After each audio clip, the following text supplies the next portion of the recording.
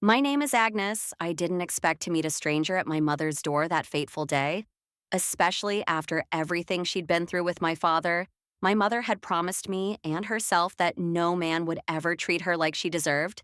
But there he was, beautiful and huge, standing in the middle of the life I thought I knew. Coming home should have brought peace and a break from all the troubles.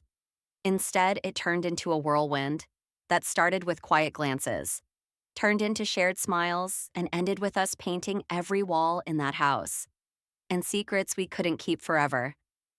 I never wanted to fall in love with him, but I did. If anyone had told me that I'd come back from London to find a strange man standing at my mother's door, I would have laughed and told them to stop joking. My mother, Brittany, has never been one to change quickly. After her nasty breakup with my father, Mason, she gave up on men entirely, or so she said. She used words like freedom and silence and told me she'd found herself again.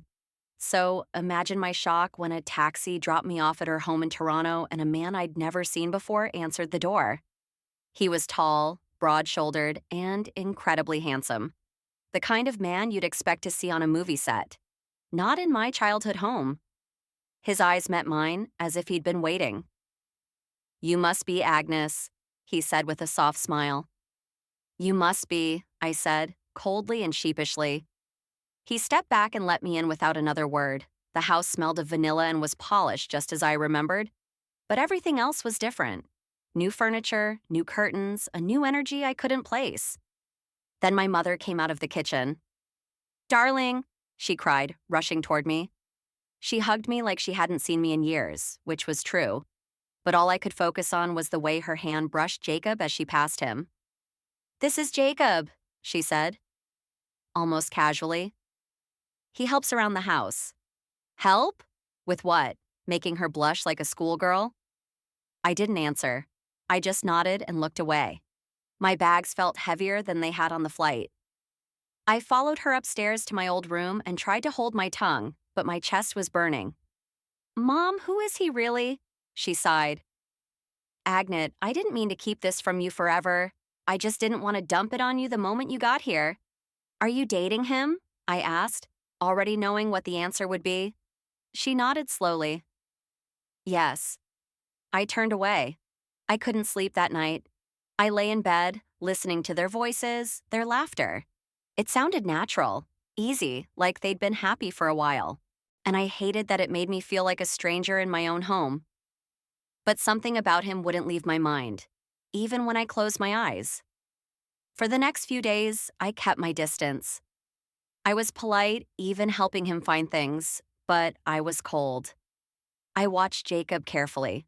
He was too charming, too helpful, too perfect. But try as I might, I couldn't find anything wrong with him. He fixed the cabinet doors without asking. He walked the dog. He made coffee just the way Mom liked it. And when Mom went into town on business or for meetings, he didn't pretend to be in charge. He just went about his business or asked about mine. "You studied psychology, right?" he asked one afternoon as I read on the porch. "Yes," I said without looking up. "That explains why you're so good at hiding your feelings." I raised an eyebrow. "Excuse me?" He smiled, leaning against the railing. "You've been mad at me ever since you walked through the door. I get it. I'm not your father, and I'm not trying to be." It was a surprise to hear.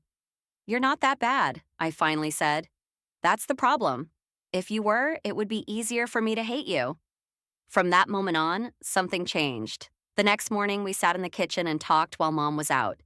It started over coffee and moved into stories about our childhoods, favorite movies, bad dates.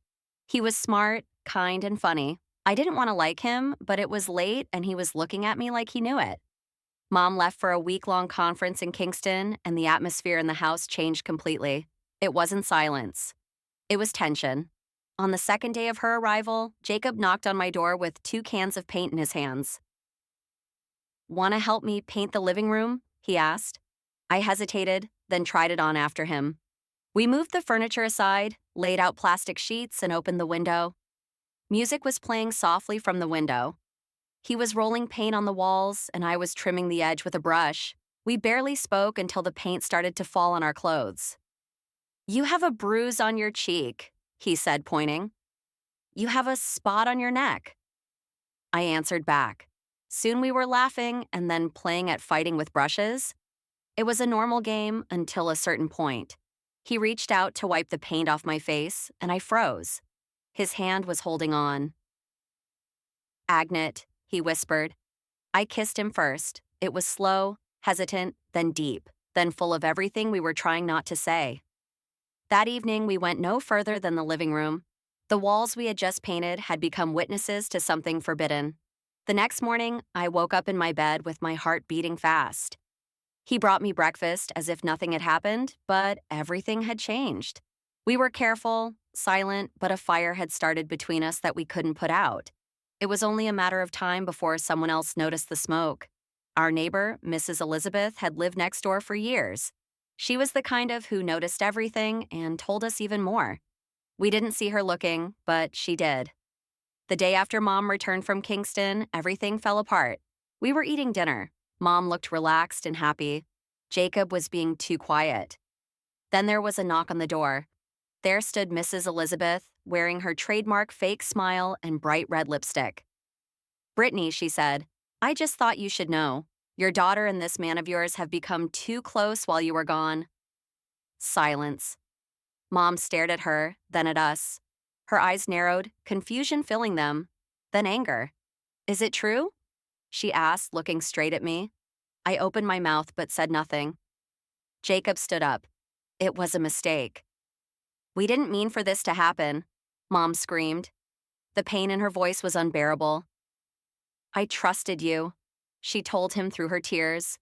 She came back to me, her voice a whisper. And you, my own daughter. How could you? There was no excuse. There was no way I could close it. I betrayed her. Jacob left that night, and I did. The next day. The house that had once been filled with warmth and laughter turned cold. Mom didn't talk to me for months. It wasn't until Christmas that she sent a simple card with 5 words. I still love you, Agnes.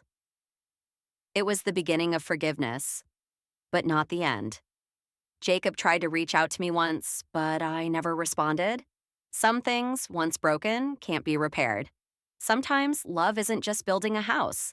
Sometimes it's destroying them. Have you ever been in a similar situation? And I know there was a lot going on in your head. What did you do about it?